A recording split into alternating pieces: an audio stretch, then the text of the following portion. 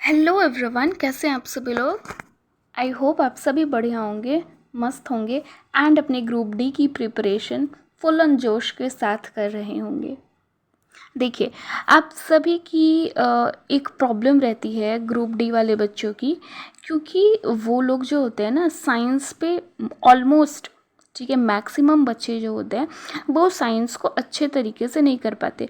अब चूँकि group D में साइंस हाई वेटेज रखती है, 25 मार्क्स की होती है, आप सभी जानते हैं 25 मार्क्स केवल और केवल साइंस पोर्शन से आता है। अब उसमें फिजिक्स, केमिस्ट्री एंड बायो रहती है।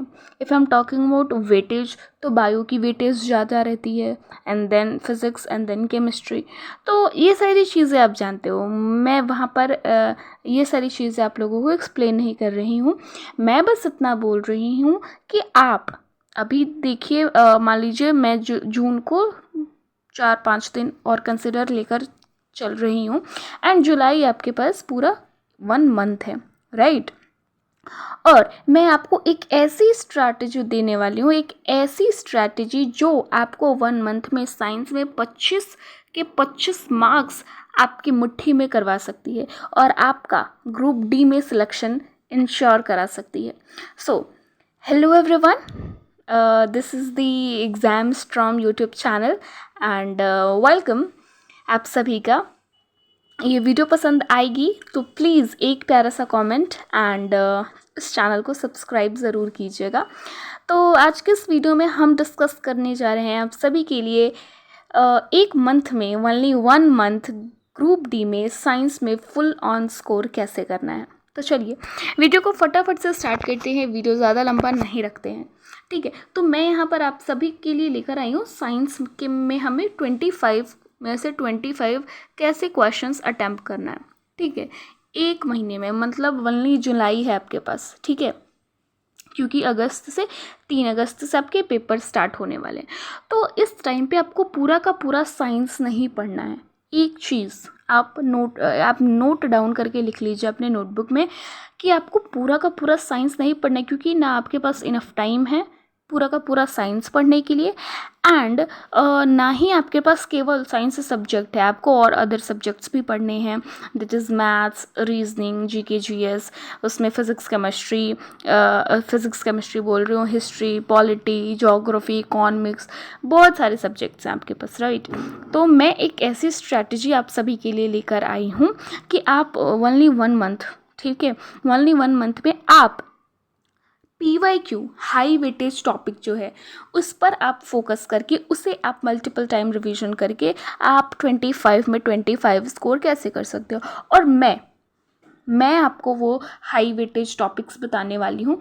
मैं PYQ को एनालाइज करके RRB ग्रुप डी हुआ या फिर ALP हुआ या फिर NTPC वालों को, सारी चीज़ों को एनालाइज करके मैंने आपके लिए इम्पॉर्टेंट चैप्टर्स, इम्पॉर्टेंट टॉपिक्स निकाला है, ठीक है।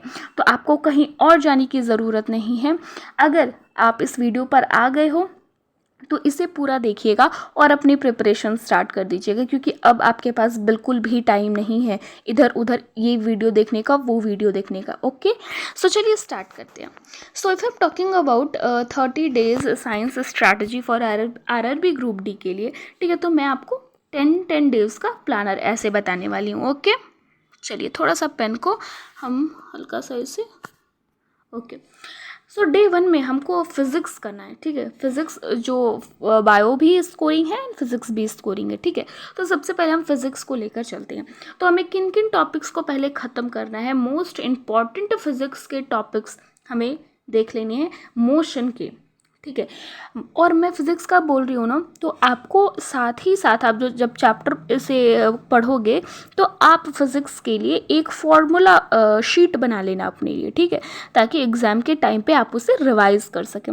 या फिर अगर आप डिमांड करोगे तो मैं आपको सारे के सारे फिज़िक्स के इंपॉर्टेंट चैप्टर्स के फॉर्मूला आप लोगों के लिए प्रोवाइड करा दूँगी, ठीक है। आपको जो भी प्रॉब्लम है आप कमेंट सेक्शन में हमें बताइएगा, हम आपको वो सारी चीज़ें प्रोवाइड करेंगे, ठीक है। तो मोशन हो गया, force and law of motion आ गया, work, energy, power, gravitation, heat and temperature, light, refraction lenses के कॉन्सेप्ट्स आ गए।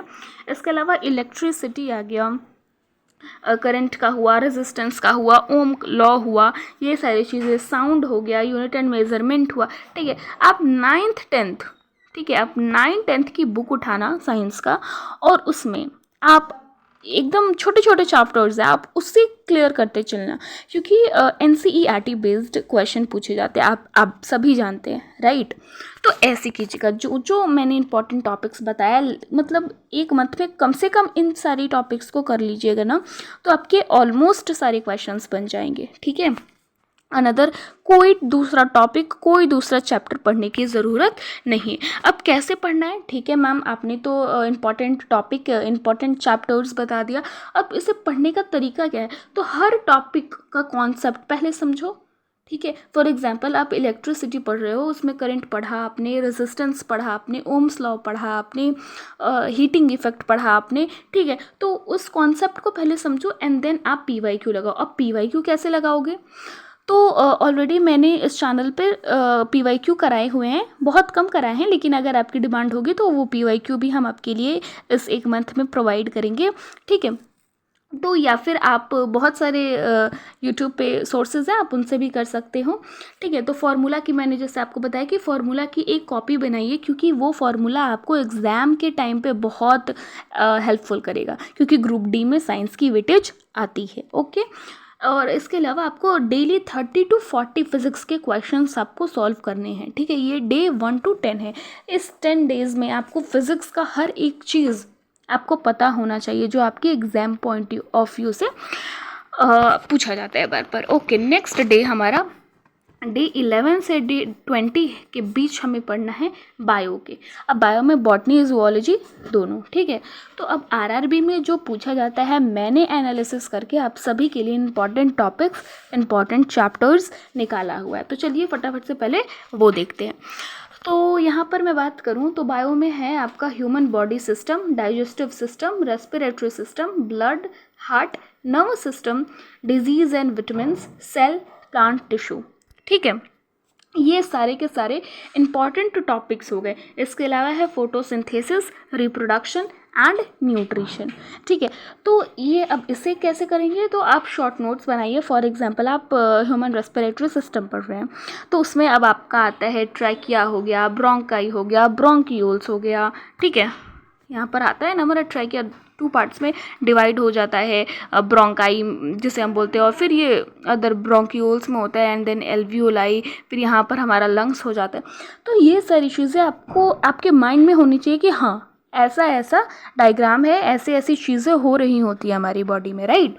तो उसका एक शॉर्ट नोट्स बनाइए और डेली आप रिवीजन कीजिए उसको। ठीक है, और PYQ में जो बार बार पूछे जा रहे हैं फैक्ट्स, उन सारी चीज़ों को आप देखिए, क्योंकि अब ये कैसे देखोगे आप, PYQ को एनालाइज करके। ठीक है, अगर आप नहीं कर पा रहे हो, नो डाउट बहुत बच्चे नहीं कर पाते हैं खुद से। क्यों नहीं कर पाते, ऐसा नहीं है कि वो डम्ब है या और ऐसा इसलिए नहीं कर पाते क्योंकि उनके पास और भी बहुत सारे सब्जेक्ट्स होते हैं।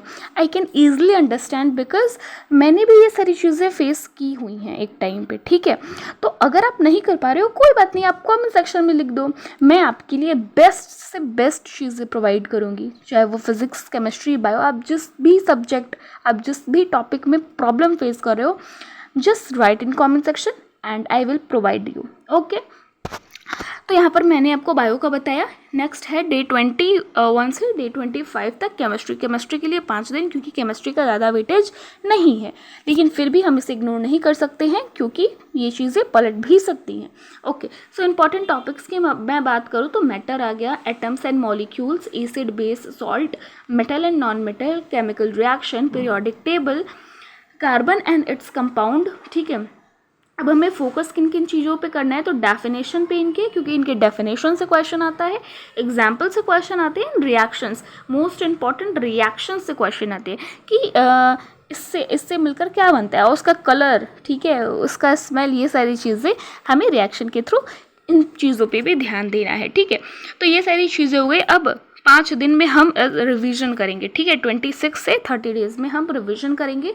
डेली हम 2 साइंस के मॉक टेस्ट देंगे, फिजिक्स, केमिस्ट्री एंड बायो उसमें इंक्लूडेड रहेंगे, ठीक है। जो भी आपके प्रश्न गलत हो जाएंगे, जो भी क्वेश्चंस में आपको डाउट होगा, कन्फ्यूजन होगा, उसकी आप एक कॉपी बनाइएगा और एग्ज़ाम के टाइम पे आप अपनी गलती किए हुए चीज़ों को आप देख लीजिएगा, ठीक है। पिछले 5 साल के आरआरबी, एनटीपीसी हुआ, एएलपी हुआ, ग्रुप डी हुआ, उन सारे साइंस के पीवाईक्यू को आप दोबारा लगाइएगा। नॉट फॉर आप ग्रुप डी के लिए प्रिपरेशन कर रहे हो तो ग्रुप डी का ही पीवाईक्यू लगेगा, ऐसा मत कीजिएगा। ये सबसे बड़ा ब्लंडर आप करने वाले हो एग्ज़ाम में, ठीक है। रेलवे का कोई भी एग्ज़ाम, चाहे वो एएलपी हुआ या फिर एनटीपीसी ग्रेजुएट हुआ, अंडर ग्रेजुएट, आप ये चीज़ समझो, आप अगर एस्पायरेशन पढ़ रहे हो, आप कॉन्सेप्ट अच्छे से समझ लियो तो क्वेश्चन सॉल्व करने में क्या प्रॉब्लम है। चाहे वो आप आरआरबी ग्रुप डी का करो, एएलपी का करो, अंडर ग्रेजुएट का पढ़ो, वही क्वेश्चन पूछे जाएंगे, बस थोड़ा सा लेवल डिफरेंट हो जाएगा, ठीक है। तो ऐसा नहीं है कि ग्रुप डी की प्रिपरेशन कर रहे हैं तो ग्रुप डी का ही पीवाईक्यू सॉल्व करेंगे, ऐसा मत कीजिएगा, वरना आप लोग ही बाद में पछताइएगा, ठीक है।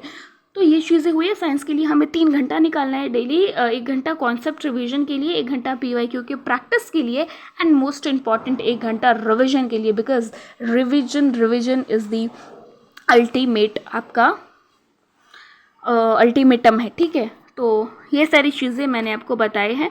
एनसीईआरटी क्लास 6 से 10th ज़रूर पढ़िएगा एंड स्पेशली 9th 10th ज़रूर पढ़ लीजिएगा, ठीक है। तो यहाँ पर इस वीडियो में मैंने आपको बताया है साइंस का बेसिकली स्ट्रैटेजी कि आपको 25 में 25 स्कोर कैसे करना है, ठीक है। कोई भी प्रॉब्लम आ रही है, नो डाउट आप कमेंट सेक्शन आपके लिए खुला हुआ है, आप अपने प्रॉब्लम्स लिखिए, हम आपके लिए सॉल्यूशन उसका लेकर आएंगे, चाहे वो पीवाईक्यू प्रैक्टिस हो या फिर बहुत सारी चीज़ें, ठीक है। वीडियो पसंद आई हो तो प्लीज़ एक लाइक करके कमेंट ज़रूर कीजिएगा कि आपको ये वीडियो कैसा लगा, एंड चैनल को सब्सक्राइब ज़रूर कर लीजिएगा। मिलते हैं किसी नेक्स्ट वीडियो में, टिल देन बाय बाय।